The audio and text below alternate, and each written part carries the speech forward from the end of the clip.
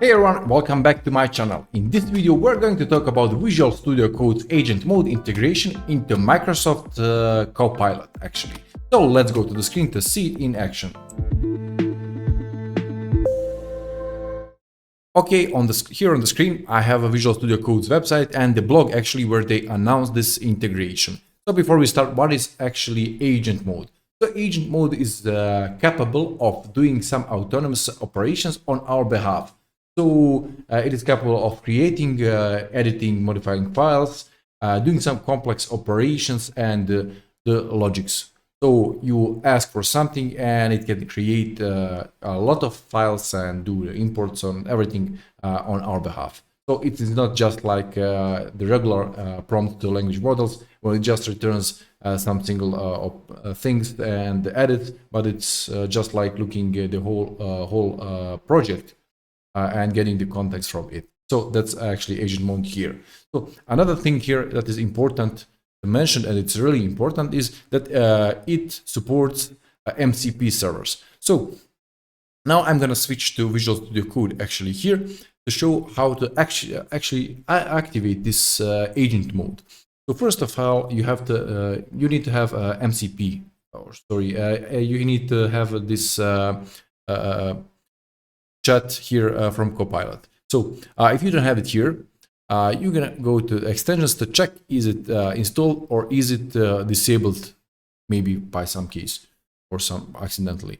So I'm just going back here in the Explorer, and then we can see the chat is appearing here. And the thing that you have to do is to sign in to Copilot, with your GitHub account. So after you sign in, you'll be able to use it here. So as you can see here, the thing with this is that it now supports MCP servers that wasn't the case previously. So I remember 2 months ago, I was using C-Line that is actually here chat as well. But I was using C-Line to add MCP servers to vscode and to be able to do something. So now it is available out of the box. So the thing here is that we have different modes here. So the first is ask Copilot, so just for asking, getting the questions and things here. And another one is edit mode here that we can see. Edit mode that we can see here. And in the edit mode, it is more like going to do the thing straight forward that you actually asked, and I think where you included the files which it should edit and work on them. It's not like the agent mode. So agent mode is doing some other things, and it is like widely looking the whole project and doing and suggesting things while creating some something. For example, if you're creating, let's say, some page with additional content, like some table with the data, maybe it will update the imports on another side and exports and suggest styling and edits and so on and so on. It is not just like that you edited some specific thing with the edit mode. So this is agent mode here. Also, what I like with the Copilot here is the option that they added, the start voice chat. So you will be able to communicate with the agent actually here by voice.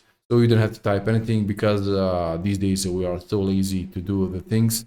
So it wasn't enough that we have AI tools doing the coding for us. Now we have to just press a button and say what they have to do.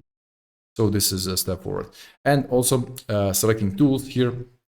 Now we have these MCP servers here. And you can see that here we already have the Prisma, GitHub, Copilot, and so on and so on. So there's a list of servers and also some of my own servers that I added, actually not my own, but the servers that I added here and also imported from Windsurf. And this is a good thing that they added, that you can import MCP servers or other coding editors, AI coding editors actually here. So this is it for here, and we just can check here that we have Copilot models here, and we have different language models, but we can manage here and click and check another ones and just use your API keys and use these here. So this is in this video, I'm not planning to do some coding with agent mode here, because it is almost the same as we did in the previous videos with the Windsurf. So we have the agent mode. We just provided with a prompt, and it just gets the things for us. The most important thing here is actually that we have now ability to use MCP servers here into our VS Code, and without any other external plugins, the things had to do like 2 months ago. So this is the news, and I hope this was really useful to you. So if you like this video and the content like this, please like, share, and subscribe. And thanks for watching, and see you in the next one. Bye.